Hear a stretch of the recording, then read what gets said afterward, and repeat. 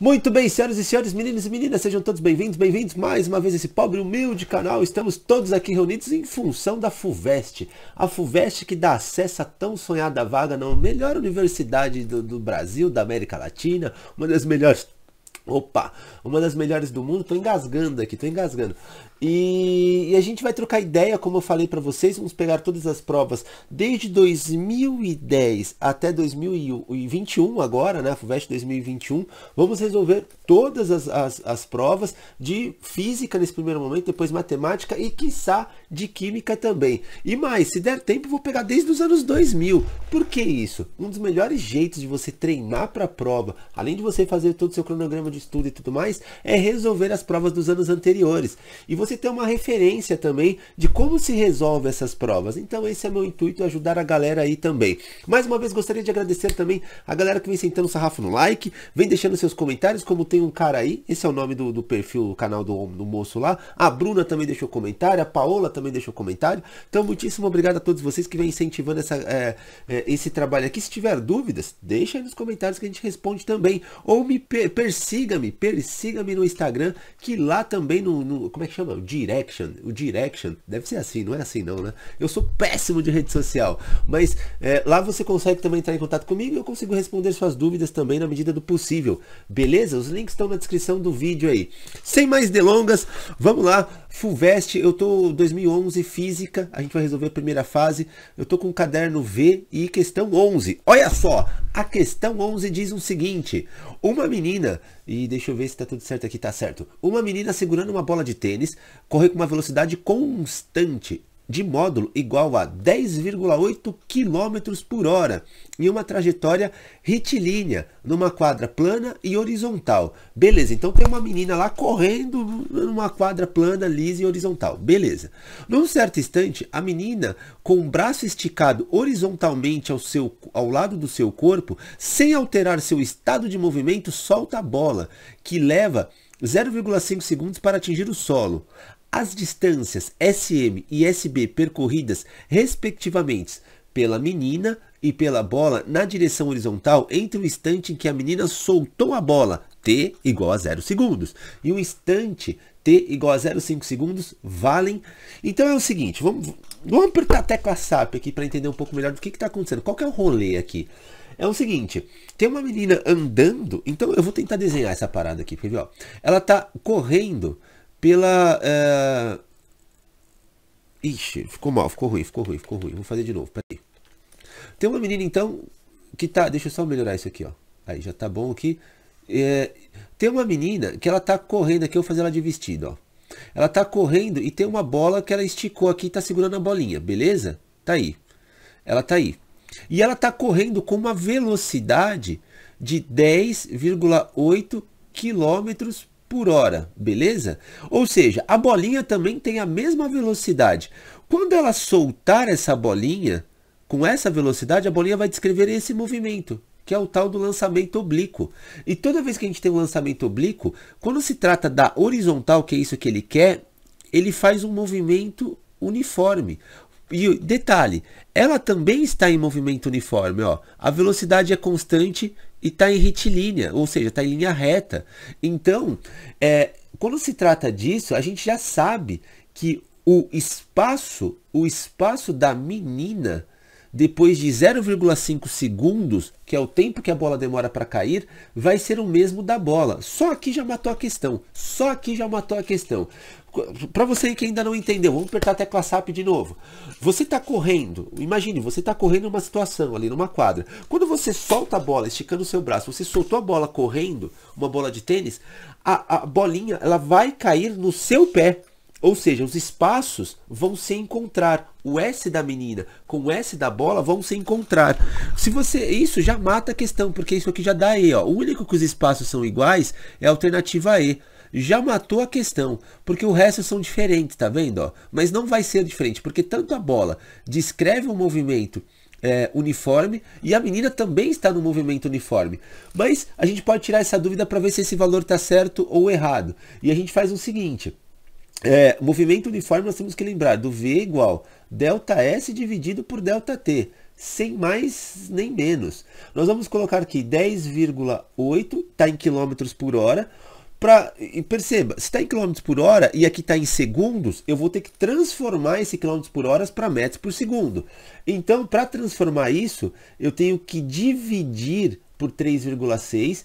Aqui vai ficar o ΔS que a gente quer descobrir e aqui o 0,5 segundos, beleza? Tá aqui o 0,5. Se eu for dividir isso aqui, eu vou fazer com calma. Como eu disse, eu me propus a fazer com calma, então vamos lá. Eu vou dividir esse cara aqui, ó, por 3,6. O ideal é que você tire as vírgulas daqui, ó, e pense 108 por 36 horas. 72 é 2 vezes 36, certo? Se eu pegar esse 72 é 2 vezes 36, porque 36 mais 36 é 72. Somar mais uma vez o 36, ou seja, fazer 3 vezes, ele vai dar o quê? 8 aqui e aqui 10, ó, deu 108. Ou seja, esse cara aqui, 10,8 para 3,6, ele é 10,8 é 3 vezes maior que 3,6. Então eu vou continuar aqui, só para a gente encerrar. Isso aqui vai ser 3 igual a ΔS que eu preciso descobrir, e aqui é 0,5. Beleza? Hoje a letra está pior do que nunca. Então, o que eu faço? Esse 0,5 passa para cá multiplicando. Eu vou colocar ele em forma de fração, que é a mesma coisa que escrever 1 sobre 2. Só para a gente entender um pouco melhor quem tem dificuldade na matemática. E aí, ó, se liga. Isso aqui vai dar 1,5 metros. Isso aqui é meu ΔS, que bate certinho com aquela alternativa E que a gente tinha aqui. Beleza? Então, próxima questão. Observe, exercício 12. O 12 diz assim: usando um sistema formado por uma corda e uma roldana, um homem levanta uma caixa de massa M, aplicando uma força F, que forma um ângulo θ. Mano, sei lá o que está acontecendo aqui. Aperta a tecla SAP aí. Com direção vertical, como mostra a figura. Então, mostrou a figura aqui, beleza. O trabalho realizado pela resultante das forças que atuam na caixa, peso e força da corda, quando o centro de massa da caixa é elevado com uma velocidade constante. Olha, essa informação é muito importante. Velocidade constante, desde que a altura desde a altura YA até a altura YB. Então ele quer saber o trabalho da força resultante. Moçadinha, vamos lembrar antes de mais nada. O que era força resultante? Segundo a lei de Newton, massa e aceleração. Isso aqui é a força resultante. Quem que é a força resultante que está atuando nessa caixa aqui, ó? Então eu vou desenhar a caixa aqui de um lado, ó, separadinho. Aqui ele colocou como M. Nós vamos ter a força peso para baixo, beleza? E nós temos quem para cima? Ele chamou de corda, a força da corda, mas a gente conhece como a tração ou a tensão da corda. A tração está aqui, ó. A gente está aqui com a tração, beleza? Então, essas duas forças aqui, eu vou colocar aqui a força peso. P de... Temos a força peso ali. Tá aí tranquilo, certo? Então, isso aqui é a minha força resultante. Então, no lugar da força resultante do F, eu vou colocar peso menos a tração. Isso aqui é a minha força resultante. Tudo isso vai ser igual a massa vezes a aceleração. Beleza, achei o que representa a minha força resultante. Então a força resultante é aquilo que resulta dentro do caixote. Tranquilão. Ele me diz, isso aqui é muito importante, que a velocidade é constante. Se a velocidade é constante, isso aqui trata-se, vou colocar aqui no canto, de um movimento uniforme. E o que o movimento uniforme não tem? Ele não tem onde a aceleração. Eu vou colocar um A aqui, gigantão. A aceleração no movimento uniforme, ela é nula, vamos dizer assim. Ela é nula, ela não está ali. Ou seja, perceba uma coisa, eu vou colocar tudo de preto. Eu tenho P e tração aqui, igual a massa vezes a aceleração nula, eu coloco zero. Ou seja, tudo isso aqui deu zero. Então, peso menos tração é igual a zero. Ou seja, a força resultante, perceba, a força resultante, ela é zero, ela é nula, beleza? Porque a velocidade é constante. Se a força resultante é nula, observe só, vou fazer aqui do ladinho, ó. O trabalho resultante dessa força, ele é força resultante vezes o deslocamento vezes o cosseno do ângulo θ. Só que tem um cara aqui que já deu zero, que é o trabalho resultante. Ou seja, o trabalho vai ser 0 vezes D vezes o cosseno de θ. Quanto que vai dar o trabalho aqui? Zero. Ele vai ser nulo. Ele não existe esse trabalho. Por quê? A velocidade é constante. Nós batemos na alternativa A. Beleza? Pareceu um exercício impossível com Y, A, Y, B. Meu Deus do céu, estou descabelando e tal. Mas quando você entende um pouquinho, a voz está falhando, quando você entende um pouquinho do conceito da física, cara, foi tranquilão, tranquilão. Um exercício bonito da FUVEST. Bonito, bonito esse. Próximo exercício. Então vai lá, exercício 13. Um skatista treina em uma pista. Um skatista treina em uma pista cujo perfil está representado na figura abaixo. O trecho horizontal AB está a uma altura de 2,4 em relação ao trecho também horizontal CD. Então, em relação a isso aqui, então esse H aqui ele já nos deu que vale 2,4. Ele até escreveu aqui, ó, 2,4. Beleza. O skatista percorre a pista no sentido de A para D. No trecho AB, ele está com velocidade constante de módulo 2,4 metros por segundo. E em seguida desce a rampa BC, tá aqui, beleza, ele está descendo de B para C, percorre o trecho CD, o mais baixo da pista, e sobe a outra rampa até atingir a altura máxima, que ele chamou de Hzão, em relação a CD. A velocidade do skatista no trecho CD e a altura H, que é a altura máxima, o Hzão, são respectivamente. Então, seguinte, ele quer saber, eu vou desenhar aqui na figura, ele quer saber a velocidade do skatista aqui, beleza? E vamos desenhar certinho o skatista aqui, porque é arte moderna, né? Arte moderna, arte moderna. A gente não estudou na Faculdade de Educação da USP para não saber desenhar aqui, ó, para não saber. Então ele tá aqui, ó. E beleza, e vou fazer até um bonezinho porque skatista tem boné. Então ele quer saber a velocidade dele aqui e a altura máxima que ele vai atingir quando ele chegar aqui. Aí eu vou fazer de qualquer jeito skatista porque também não sei desenhar não. E o boné dele tá aqui. Beleza. Então, nós precisamos agora, com muita calma e carinho, lembrar que isso aqui é, sem tirar nem pôr, conservação de energia.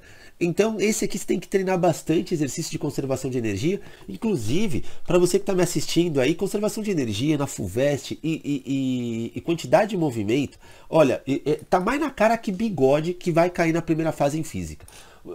10 anos que eu faço FUVEST, 12 anos na verdade, seguidas, mas eu faço assim, eu vou todos os domingos, lá em novembro, com exceção desse ano da pandemia aí, mas eu vou lá e faço a FUVEST, depois eu paro em janeiro para fazer a segunda fase da FUVEST, eu vou lá pessoalmente fazer essa prova, eu gosto desse clima de tensão da prova, não sei, mas eu gosto, e toda vez tem conservação e quantidade de movimento na primeira fase da FUVEST. Estuda isso. Inclusive, eu vou deixar uma lista de exercícios para vossas excelências sobre esse tema, conservação de energia, aqui na descrição desse vídeo. É só clicar lá e baixar a lista para você dar uma treinada.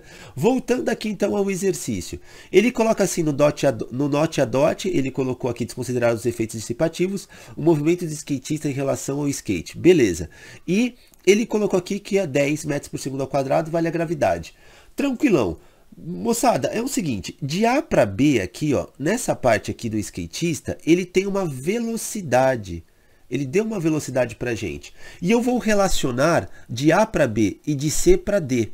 Então, ó, a energia mecânica, eu vou chamar assim, de A para B, ou seja, nesse primeiro instante aqui, ó, que eu vou chamar de 1. No primeiro instante, quando ele está lá em cima, de 1, ela tem que ser igual à energia mecânica de 2. 2 eu chamei de C para D aqui, ó, nesse instante 2. Beleza? Eu tenho que lembrar também que conservação de energia eu vou colocar aqui, ó, energia cinética mais energia potencial. Isso aqui é de 1 e de 1. Igual a energia cinética de 2 mais energia potencial de 2, beleza? Aí eu olho para esse ponto 1 aqui, ó, esse ponto 1, e me pergunto, ele tem velocidade? Se tem velocidade, tem energia cinética. Então, eu coloco mv² dividido por 2. Esse aqui é a velocidade 1. Beleza. Mas, ele tem uma altura, ele tem altura em relação ao solo, aqui em relação ao referencial que ele me deu? Tem. Então, ele tem energia potencial. Então, isso aqui vai ser mh dividido por 2. Oh, que por 2, o que? Meu Deus do céu, viajei total. Vezes G. Vezes G. Viajei total. Vezes G, beleza? Tá ali, ó. Agora, quando eu olho para o instante 2, ele vai ter energia cinética, ele vai ter uma velocidade quando ele chegar aqui? Com certeza, ele vai escorregar e vai ter uma velocidade aqui. Então ele vai ter mv² dividido por 2. Beleza. Ele vai ter energia potencial? Não tem. Aqui no instante 2 não tem, porque ele não tem mais altura, ele já desceu a parte mais baixa do circuito dele ali, da pista de skate. Beleza? Olha só, uma coisa bem importante que você precisa entender aqui. A massa, ela está em evidência, ó, ela está aqui e está aqui, certo? Desse lado da equação. E aqui também dá para colocar ela em evidência, ela só tá com um dos termos aqui, mas ela está aqui. Ou seja, isso dá para cortar. A massa vai embora, beleza? A massa foi embora. E aí eu consigo desenvolver esse exercício agora. Isso aqui, ó, vai dar v², ele vai me dar aqui, ó, vai ser 4² dividido por 2, mais o h, ele me deu 2,4, tá aqui, ó, a altura, 2,4, e o g, ele me deu 10. Beleza. Do outro lado, é o v que eu quero descobrir, que é a velocidade aqui de 2, né, que eu chamei, o v dessa parte aqui, dividido por 2. Vamos, eu vou continuar aqui, ó. Hoje a letra tá pior do que nunca. Então, ó, eu vou pegar aqui, ó, aqui eu vou fazer na manhã, vai. 2² vai, 4² 16 dividido por 2. Eu vou colocar 8 direto, beleza, moçada? Para ganhar tempo, ó. Eu vou colocar 8 direto ali, deu 8, tranquilo. Mais 2,4 vezes 10 dá 24. Beleza. Igual a v² dividido por 2. Aqui, 8 com 24 vai dar 32 igual v² dividido por 2. Esse 2 vem para cá o quê? Multiplicando, porque ele está dividindo. Então vai ser, eu vou colocar desse lado, v² vai ser igual a 64. E aí, você já está careca de saber que isso aqui eu vou ter que tirar a raiz de 64. Então, o v é igual a 8 metros por segundo. Beleza? Porque é raiz de 64. Tá ali. Descobri a velocidade do rapaz. Aí eu já vou para duas alternativas possíveis. D e E, ó. D ou E. Beleza? Só tá faltando a altura agora. Como é que a gente vai fazer para calcular a altura? Deixa um pouquinho mais para baixo aqui na minha lousa. Então, ó, para eu calcular a altura, rapidão, eu vou ter que agora comparar o 2, e eu vou chamar essa parte aqui, onde ele vai ter o H máximo, o Hzão, de 3. Então, eu vou fazer o mesmo esquema, ó. Eu vou fazer com calma também. Então, vai ser energia mecânica de 2 tem que ser igual à energia mecânica de 3, porque o nome já diz, conservação de energia. Então, eu vou pegar aqui, ó, energia cinética mais energia potencial. Igual energia cinética mais energia potencial. Sempre escreve que você nunca se atrapalha. Olha para o desenho e a gente já viu aqui, ó. No 2, eles não têm energia cinética. Então morreu aqui, ó. No 2 não tem, perdão, não tem energia potencial, só tem cinética. E no 3, ele vai ter o quê? Se a altura máxima, ele só vai ter a potencial, a cinética não tem. Por quê? Entenda só, quando ele chega na altura máxima, a velocidade dele vai ser 0. Ele chegou no máximo que ele consegue. Porque se ele tiver um pouquinho mais de velocidade, vamos dizer assim, ele continua subindo, ele consegue subir mais um pouco. Quando ele não consegue subir mais, o skatista, é sinal que ele já chegou no máximo da altura dele, ou seja, a velocidade dele é 0. E a partir daí, ele já começa a mudar o movimento dele, ele começa a voltar, beleza? Então, aqui no 3, a gente só vai ter energia cinética. E aí eu vou fazer de novo o mesmo esquema, ó. mv² dividido por 2 é igual g vezes o Hzão, que é o máximo que a gente quer descobrir. De novo, o m com m, a massa vai embora. Esse tipo de exercício não depende da massa. O v², que velocidade eu vou usar? Aqui, ó, o 8 que eu acabei de descobrir, então vai ser, eu vou colocar 64 direto, tá? Dividido por 2, porque é 8 ao quadrado, 64 dividido por 2 é igual o 10 que eu tenho que descobrir e o h. De verdade, isso aqui virou uma equaçãozinha simples do primeiro grau. E aí a gente vem para cá, ó, vai dar 32, eu dividi aqui, igual a 10 vezes h. Eu vou colocar direto, h vai ser igual a 3,2 metros. E nós vamos lá ver se bate com alguma alternativa e não por acaso bateu com a E. 3,2 metros. Perceba, não é um exercício muito complicado, ele é um pouquinho trabalhoso, mas tem que estar ligadão nesses exercícios de conservação de energia. E de verdade, esses tipos de exercício, todas as apostilas, até daqueles cursinhos, até o online ruim pra caramba, que tem um monte por aí, na parte de física principalmente, trabalha esse tipo de exercício. De pista de skate, de montanha-russa, quando se trata de conservação de energia.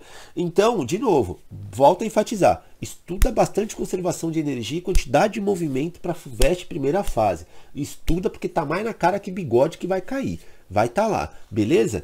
Então, vamos para o próximo exercício. Vamos lá, exercício 14 diz o seguinte: um gavião avista abaixo dele um melro e, para apanhá-lo, passa a voar verticalmente, conseguindo agarrá-lo. Imediatamente antes do instante que o gavião de massa M de 300 gramas agarra o melro de massa de 100 gramas, as velocidades do gavião e do melro são, respectivamente, para o gavião 80 km por hora na direção vertical, e para baixo, beleza. E para o melro, 24 km por hora na direção horizontal, para a direita, como ilustra na figura acima. Então ele deu aqui a ideia na figura, beleza. Imediatamente após a caça, o vetor de velocidade U do gavião que voa segurando o melro forma o ângulo alfa, tá aqui, beleza. Com o plano horizontal tal que a tangente de alfa é aproximadamente igual a... Mano, exercício um pouco complicado. O porquê ele é um pouco complicado? Eu vou tentar traduzir aqui, ó. Ele coloca para cá, eu vou só fazer o desenho maior ali. O gavião com uma velocidade para baixo, beleza. Então tá aqui a velocidade do gavião para baixo. Tranquilo? Tá aqui, ó, velocidade do gavião. Então o gavião vem com uma velocidade. Vou colocar aqui um G de gavião. Beleza. E eu tenho o melro, que ele vem para cá com uma velocidade horizontal. Aqui é 80 essa velocidade e aqui é 24 a do melro. Tá aqui, beleza. Quando os dois se encontram, ou seja, o gavião caçou o melro, ele vai vir para cá, ó, e vai ter um vetor U, que é a resultante deles. Aí a primeira sacada a gente tem que lembrar das aulas de vetores. Por quê? Se eu conseguir lembrar dessas aulas de vetores, o único que dá uma resultante assim nessa diagonal, quando eu tenho soma de dois vetores assim, é um triângulo. Olha só, ainda que está confuso, eu vou fazer o seguinte. Tá vendo essa linha aqui preta? Essa linha preta aqui, ó, eu vou redesenhá-la agora e eu vou fazer de azul aqui, ó. De azul. Esse eu vou chamar de vetor já. Ele tá aqui, ó, que é do gavião, beleza? Eu vou fazer um outro paralelo a ele aqui, que não vai alterar o valor dele, ó. Que tá aqui, ó, o paralelo dele, do gavião, beleza? Então tá aqui, ó. Esse é o vetor do gavião, tá ali, e eu fiz um paralelo a ele. Não altera nada o valor dele, tá ali, só fiz um paralelo, tracei um paralelo. E o do melro, eu vou traçar um outro aqui, ó, aqui em cima, ó, só vou prolongar aquela linha. Meu desenho tá torto, mas por que eu tô fazendo tudo isso?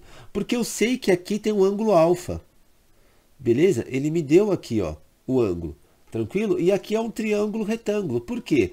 Se eu somar dois vetores, a soma de dois vetores, a resultante dá esse aqui, ó, o vermelho. Lembra das aulas de vetores que você soma, coloca um no rabinho do outro e depois pega do primeiro vetor e coloca até onde termina o último vetor e faz a resultante? Então quando eu tenho a soma de dois vetores do jeito que está aqui, ó, não tem jeito, não tem escapatória, vai dar um triângulo.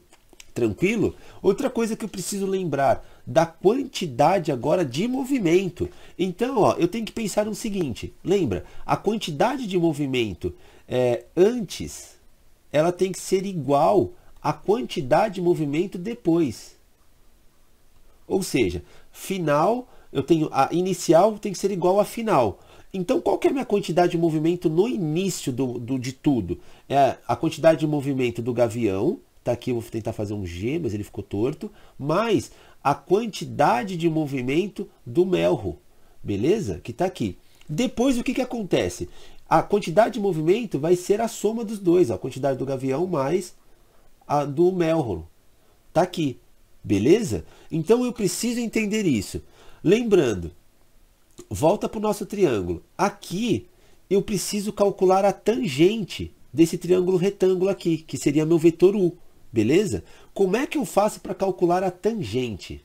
Para calcular a tangente desse triângulo aqui, ó, lembrando, esse é o ângulo alfa. Então, para calcular essa tangente, é o cateto oposto, que seria esse azul, que é a quantidade de movimento do gavião, dividido pela quantidade de movimento do melro.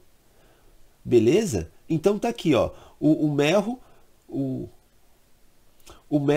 e eu vou pegar do gavião. Então, ó, olha só como fica. A tangente desse vetor do ângulo aqui que ele me deu do alfa vai ser nada mais do que a quantidade de movimento do gavião dividido pela quantidade de movimento do melro.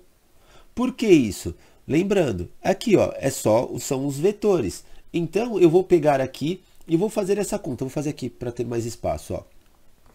A tangente de alfa vai ser quantidade de movimento do gavião, vai ser massa do gavião. Eu já vou colocar... não, eu não vou colocar, não. Ia colocar os valores direto para a gente ganhar tempo. Mas não, vai ser eu vou colocar a quantidade de movimento do gavião vezes a velocidade. Então isso aqui é do gavião. Eu vou fazer um M menorzinho aqui, um minúsculo, para lembrar que é do melro. Então tá aqui vezes o V, a velocidade dele. Então, ó, a tangente de alfa vai ser 300, que é a massa do gavião, está aqui, deixa eu só confirmar, 300, vezes a velocidade do gavião, que é 80, dividido por 100 vezes 24. E aí eu consigo achar a tangente. Ó. Esse com esse e esse com esse morre, ficou 3. Aí aqui você tem diversas formas de fazer essa conta. Eu tentaria simplificar esse com 3, ó, 3 com 24. Porque ficaria mais fácil, eu vou explicar o porquê. Ó. Em vez de fazer 3 vezes 8 e depois dividir por 24, eu vou simplificar. Ó, 3 e 24. Então aqui vai dar 1 vezes 8 e 24 dividido por 3 dá 8. Beleza? Olha só. Então, a tangente desse cara aqui vai ser 80 dividido por 8, que é igual a 10. Fechou. Alternativa B, nesse caso aqui. Beleza? Então, essas sacadinhas matemáticas que eu fiz ali no finalzinho, o UTI da matemática que está disponível nesse canal aqui, é só acompanhar a playlist, tem um link também na descrição desse vídeo. Você pode pegar lá para você fortalecer a base matemática, ela é muito importante. Vamos para o próximo exercício. Bom, vamos lá. Exercício 15. A lei de conservação da carga elétrica pode ser enunciada como segue. Então ele pede assim, ele quer a definição da conservação de carga elétrica pode ser enunciada como segue. Aí ele coloca a soma algébrica dos valores das cargas positivas e negativas no sistema isolado é constante. Sim, esse aqui está totalmente correto. Então se eu tiver um sistema isolado e pegar a quantidade de cargas positivas, então vou colocar um maisinho aqui, e somar com as cargas negativas, isso sempre vai me dar um valor constante. Sim, ele está certíssimo isso aqui. Diga-se de passagem, ele já matou no item A qual é o enunciado. Mas eu vou ler os outros para a gente trocar ideia. Olha só, um objeto eletrizado positivamente ganha elétrons ao ser aterrado. Sim, essa definição está correta, mas não é aquilo que ele pediu. Toda vez que você aterrar um objeto eletrizado, ele vai ganhar elétrons até por um motivo para não ter curto-circuito. Tá certíssimo isso. O C, a carga elétrica de um corpo eletrizado é igual a um número inteiro multiplicado pela carga do elétron. Sim, nós temos que lembrar do Quiné. Olha só. Essa aqui é o elementar de tudo, esse número elementar. Lembra desse E aqui, ó, que é 1,6 vezes 10 elevado a menos 19? A gente usa bastante também na química esse cara aqui, o E. Esse cara aqui vale esse valor. E de fato, ele diz assim, a carga elétrica é igual ao número inteiro. Como assim o número inteiro? Você não tem meio elétron, você não tem meio próton, é sempre um número inteiro, de fato. E aqui ele está enunciando, explicando essa fórmula do Quiné, que a gente usa aqui para desvendar, a carga elétrica. De fato, tá aqui, ó, esse aqui também está correto, mas não faz sentido para a lei de conservação de carga elétrica. Não é o enunciado da carga elétrica. O D, o número de átomos existente no universo é constante. Sim, tem que ser sempre constante, ele nunca vai mudar. Na natureza nada se perde, tudo se transforma, Lavoisier. Certíssimo. E o E está aqui, as cargas elétricas do próton e do elétron são, em módulos, são iguais. É, de verdade, porque lembra, ó, se eu tiver a carga do elétron e do próton, um é positivo e o outro é negativo. Estou colocando um valor aqui, um é positivo e o outro é negativo. Mas quando é módulo, lembrar, módulo ele não tem sinal, então elas são iguais também, está correto. Todos os enunciados estão corretos, mas aquele que satisfaz aquilo que ele pediu aqui, ó, que é a conservação da carga elétrica, é somente o A. É uma questão assim confusa no primeiro momento, mas para quem entende um pouquinho do conceito da física, quando se fala da conservação de cargas elétricas, que é muito parecido com a conservação de movimento, saberia fazer essa questão com uma certa até tranquilidade, beleza? Bom, vamos lá, então continuando o exercício 16 e é o exercício do enunciado gigante. Vamos lá, e um ponto fixo no espaço, o campo elétrico de uma radiação eletromagnética tem sempre a mesma direção e oscila no tempo, como mostra o gráfico abaixo. A representação que representa sua...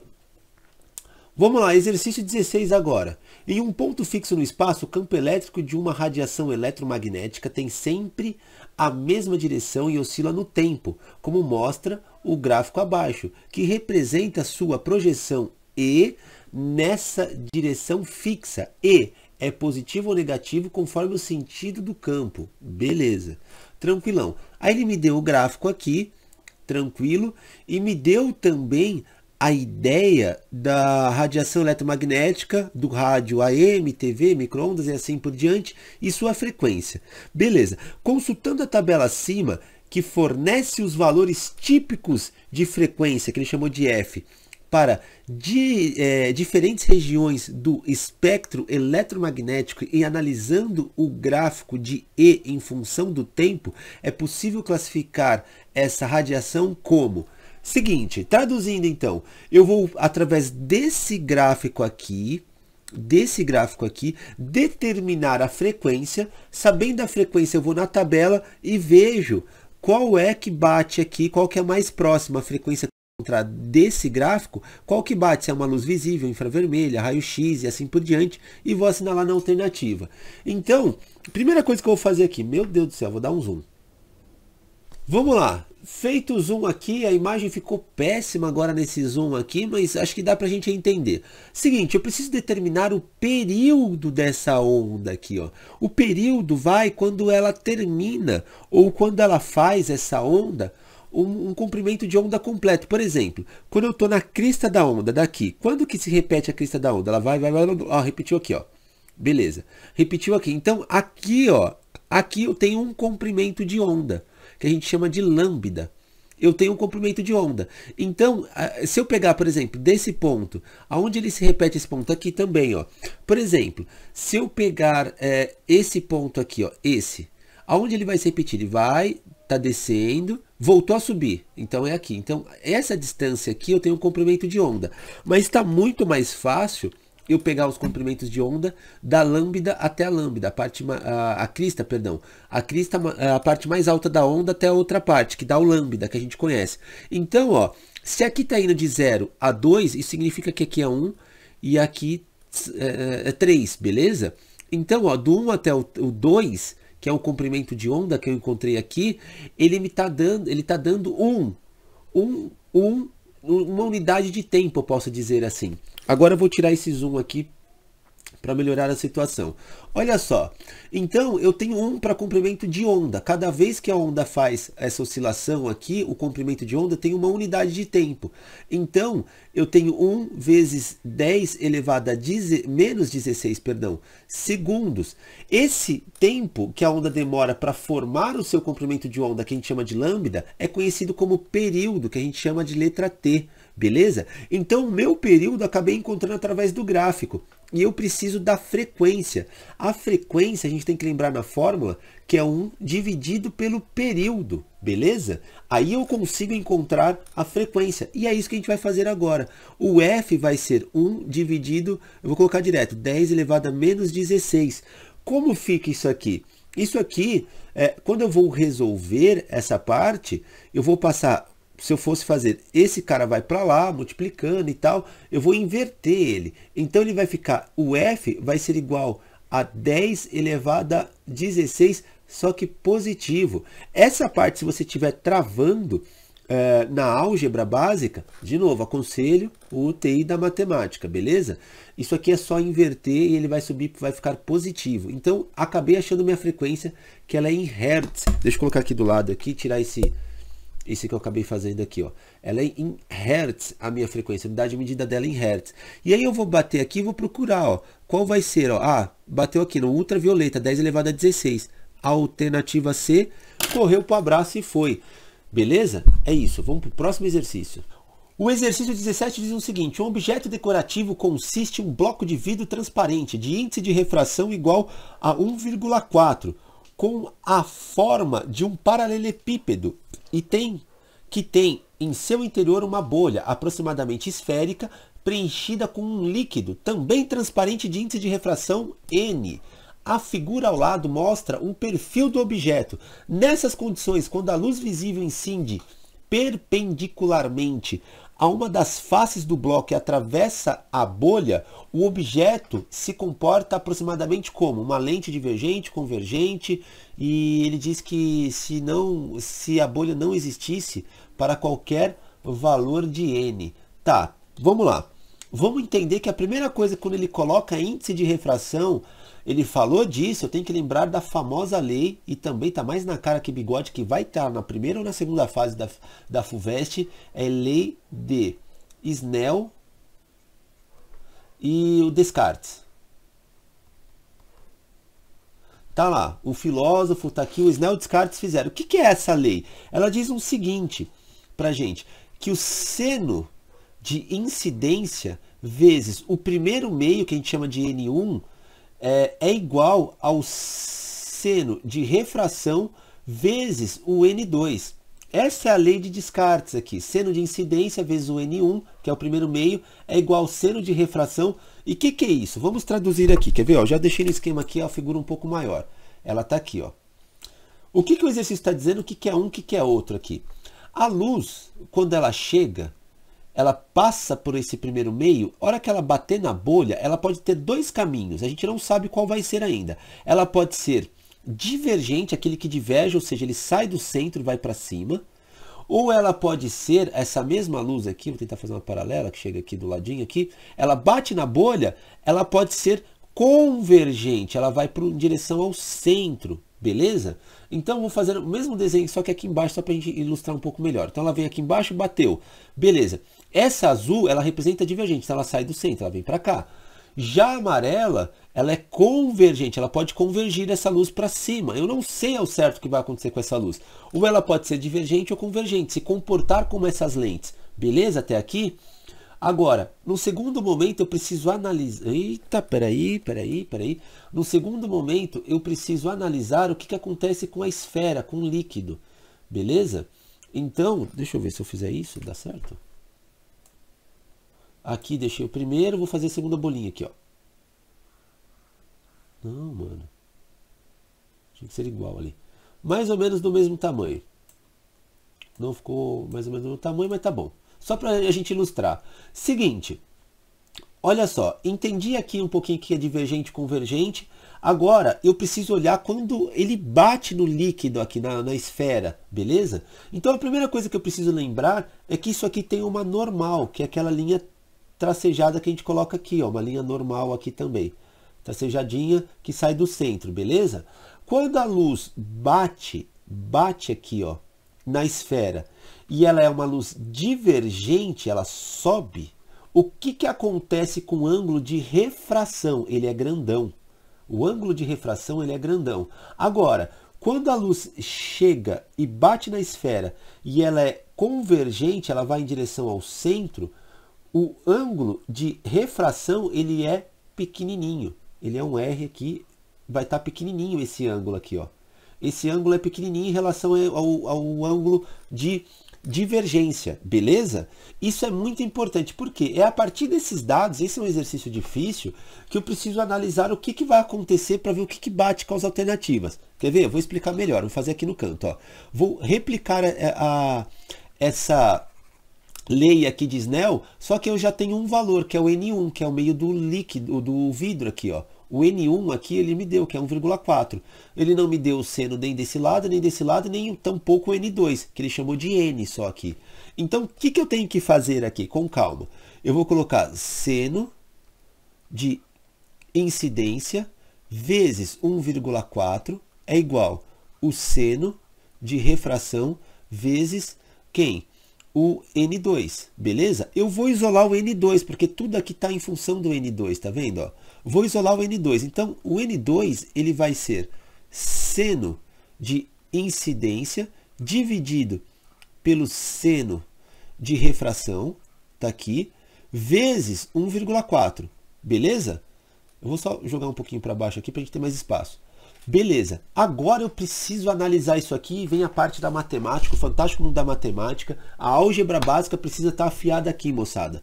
Olha só, vejam comigo, se eu pegar um número grande, se o seno de refração for um número grande, ou seja, eu estou falando de uma divergente, se o número de refração for grande, o que vai acontecer com o N2? Qual vai ser o resultado dessa conta? Vamos supor, sei lá, coloca 1 aqui, o seno de incidência dessa primeira parte aqui, seno de incidência 1. Se eu for dividir por um número muito grande, vezes 1,4, o que vai acontecer? Vai dar um valor o quê? Pequeno ou grande? Pequeno. Como assim? Olha só. Se eu for dividir esse valor aqui, se o seno de refração for um número pequeno, aqui for dividir um número pequeno, o resultado dá grande. É basicamente assim, deixa eu pegar minha calculadora. Aí, calculadora. Fantástico mundo da matemática. Olha só, eu estou dizendo ali para vocês que é o seguinte.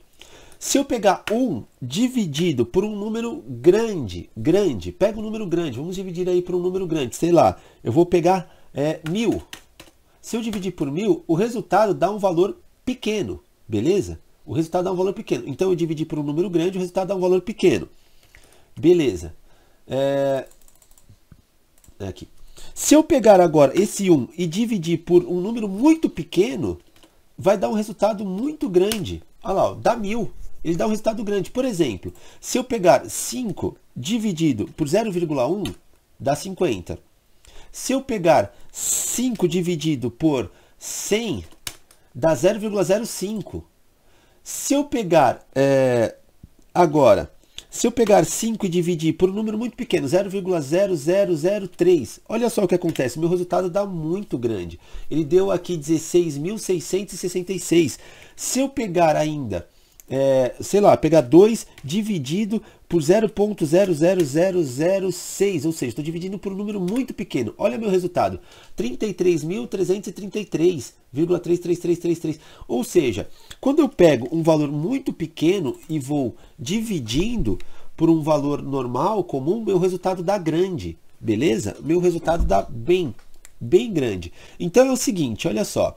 Toda vez que eu tiver um convergente, o que vai acontecer? O N vai ser maior que 1,4. E se eu tiver um divergente, o meu N vai dar menor que 1,4. Beleza? É isso que eu preciso ter ideia aqui, ó. Dá para entender, ó? Porque se eu dividir esse cara aqui por um número muito grande, aqui embaixo, o resultado dá pequeno. Se meu ângulo de refração for muito pequeno, eu tenho o quê? Um resultado grandão. Beleza, então, de novo, eu tenho convergente quando o N é maior que 1,4, divergente quando o N é menor que 1,4. Olha só, a alternativa A ele diz que é divergente somente se o N for maior que 1,4.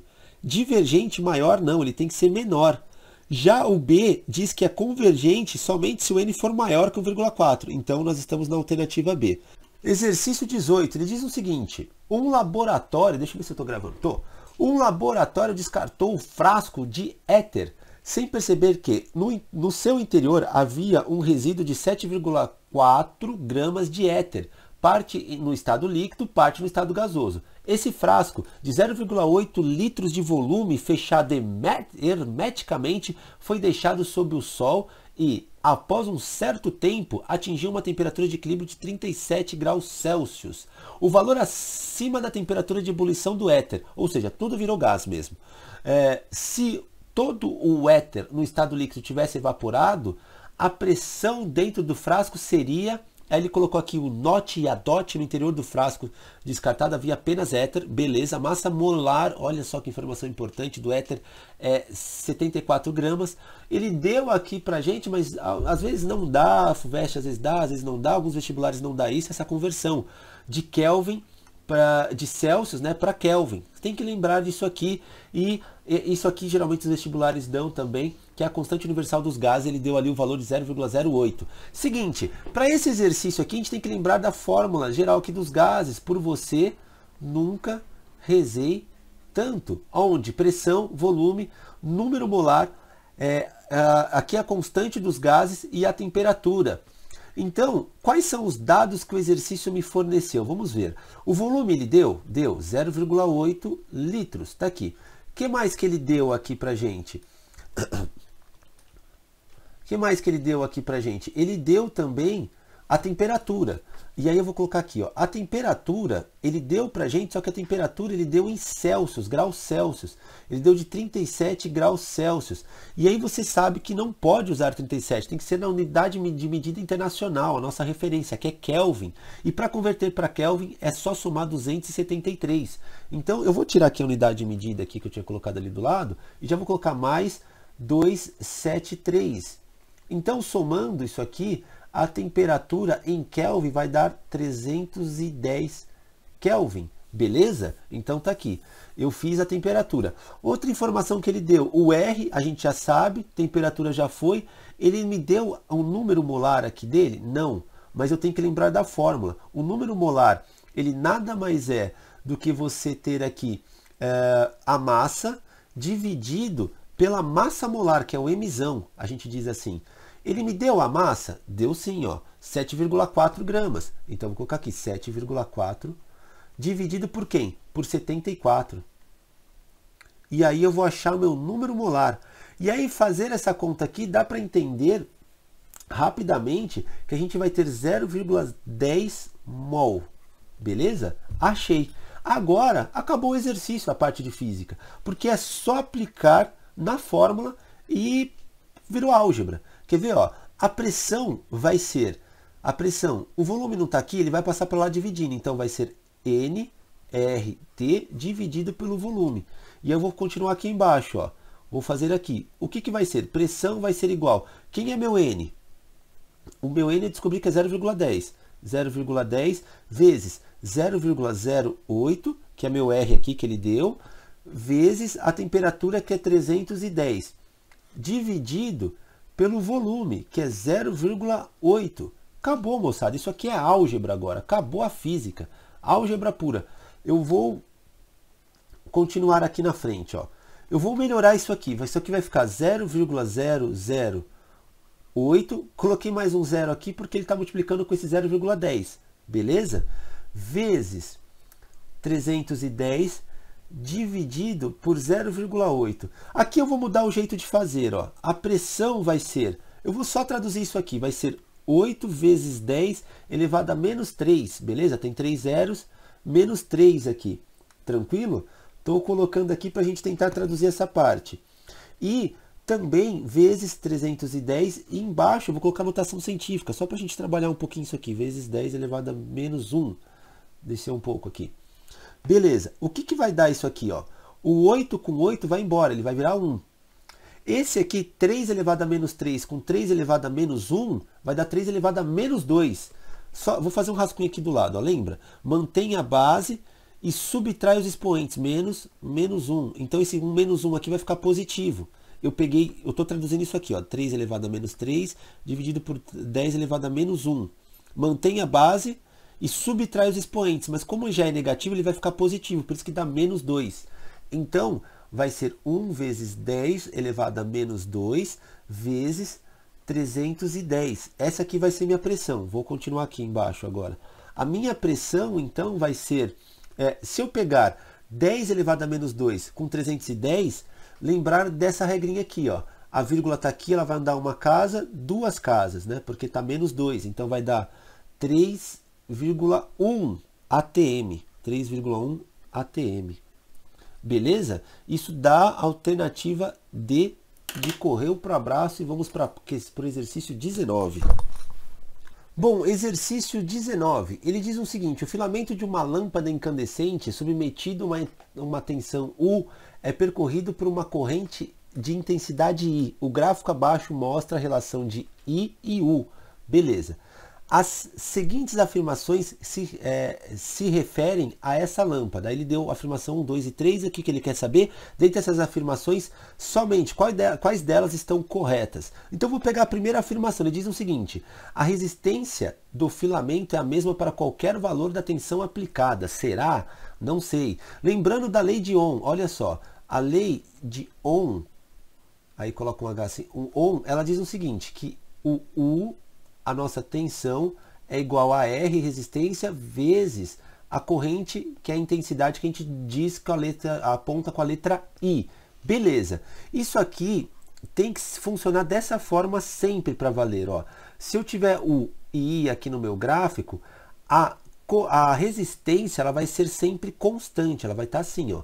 Ela sempre vai ser constante a resistência, beleza? Que não me parece ao caso aqui nesse gráfico. Mas nós vamos conferir esses dados. Como é que eu faço isso? Eu vou pegar esse ponto 4 aqui e vou aproximar ele com 2 aqui, ó, beleza? Ó. Então, quando eu tenho 4 de tensão, eu tenho 0,2 de corrente. Então, ó, eu vou aplicar na fórmula. Então, o R, eu estou isolando a resistência aqui, para eu descobrir agora se a resistência ela é a mesma, ou seja, se ela é constante, do jeito que ele me pediu aqui. Então vai ser o I que está aqui, ó, a corrente vai passar para lá dividindo, então vai ficar U dividido por I, beleza? Aí o que eu vou fazer? O R vai ser igual, nesse caso, 4 dividido por 0,2. Isso aqui, o R vai dar 20, beleza? 20. Como é que eu descobri que foi 20 tão rápido? Vou fazer essa conta aqui do lado, ó. 4 dividido por 1, vamos dizer assim, é igual a 2. Esse 2 aqui vai ser dividido por 10. Lembra disso? Mantém a primeira fração, multiplica pelo inverso da segunda agora. Ou seja, isso aqui vai dar 5, 5 vezes 4 vai dar 20, beleza? Estou justificando. Mais uma vez, eu vou apagar essa parte aqui. Mais uma vez, eu digo para vocês, é muito importante estar bem, mas muito bem afiado na parte matemática, na base matemática. Beleza. Agora eu vou fazer uma aproximação. Aqui é 3 também, tá vendo? Aqui é 3, ó, 3 e 3. Quando é 10 o negócio aqui, ó, quando é 10, ele está aproximadamente 3,2. Eu vou chutar ali, vou fazer uma aproximação. A FUVEST sempre pede isso, o Enem também pede essas aproximações de gráfico, essa visualização. Então, toda vez que a minha tensão for 2, ali vai ser 0,32. Eu ia colocar o 2 aqui. 0,32 ou pode ser 0,30, enfim, eu vou colocar 0,30, pronto, para ficar mais fácil a conta, estou arredondando e muito agora. O R vai ser igual a 10 dividido por 1 vezes, aí eu já vou fazer o contrário, 30, perdão, eita, deu uma travada aqui, ó. Aí eu vou fazer aqui, ó, vai ficar 3 dividido por 10, beleza? Isso aqui é 0,3 aqui que eu estou colocando. Então, isso aqui vai ser 10 por 1, multiplica agora o inverso, fica 10 em cima e 3 aqui. Beleza? Aí o nosso R vai dar aproximadamente, nesse caso aqui vai ser 100 dividido por 3, vai dar 33,333 o R, beleza? 100 dividido por 3 vai dar 33,333. Ou seja, houve um aumento da tensão. Nesse ponto aqui, ó, aproximado, a gente tinha 20. Aqui com a minha aproximação, e se não fosse aproximação, daria 32 e alguma coisa. Deu 33, ou seja, aumentou a tensão. Opa, já não é aquilo que a gente espera, a corrente, certo? Ele não tem uma resistência constante. Ou seja, o primeiro ele diz o seguinte: a resistência do filamento é a mesma para qualquer um. Está errado. Não é. A gente já descobriu que não é mesmo. Ó. Deu 21 ponto, que a gente chama de resistência aparente, que naquele ponto ali deu 20, e no outro ponto que eu peguei deu 33,3 aproximadamente. Então já não é a mesma. Ele diz assim no item 2 aqui: a resistência do filamento diminui com o aumento da corrente. Opa, eu aumentei a corrente, a resistência não diminuiu, pelo contrário, ela aumentou. No primeiro momento, quando era 0,2 era 20, quando foi 0,3 ela foi para 33, tá errado também. E finalmente a 3, e aí já matou, né? Porque não tem todas incorretas, né? Seria a C a alternativa, ó. Já vai para a alternativa correta. Mas vamos justificar. Como não tem nenhuma das alternativas estão corretas, todas estão incorretas, seria a C aqui. Mas ele diz assim, a potência dissipada no filamento aumenta com o aumento da tensão aplicada. Olha só, gente. Se eu tenho a fórmula P é igual a U vezes I, esse cara aqui é diretamente proporcional. Se eu aumento a tensão, o que acontece com a potência dissipada? Aumenta também. Então, esse cara tá certo, é verdadeiro. O 3. E essa foi a FUVEST 2011, os exercícios de física. Talvez tenha mais um exercício de física, mas ele é interdisciplinar aqui, que é o primeiro exercício desse caderno que ele fala sobre o olho humano e tal. Mas tem um outro exercício também interdisciplinar que envolve um pouquinho de física, que são os 10 primeiros exercícios dessa prova. Mas eu vou pegar especificamente aqui o caderno de física para resolver da FUVEST 2011. Eu espero realmente estar ajudando aí e ter ajudado você até aqui. Vale lembrar, a gente teve um ou outro exercício mais cabuloso aqui para resolver. É legal que você acompanhe a resolução comigo aqui, dê um tempo, tipo, entendi a resolução, entendi, beleza e tal, e depois de um tempo, não no dia seguinte, talvez na semana seguinte, tente fazer o mesmo exercício sozinho, sem olhar essa resolução que eu fiz aqui com você, para ver se você realmente compreendeu essa matéria, essa parte do exercício que eu resolvi com vocês. Então é isso, moçada. Forte abraço, boa sorte, bons estudos também. Acompanhe o canal, inscreva-se, ative o sininho da notificação. Vou postar mais constante aqui essas coisas de FUVEST, o TI da matemática, para te ajudar, beleza? Forte abraço e fui!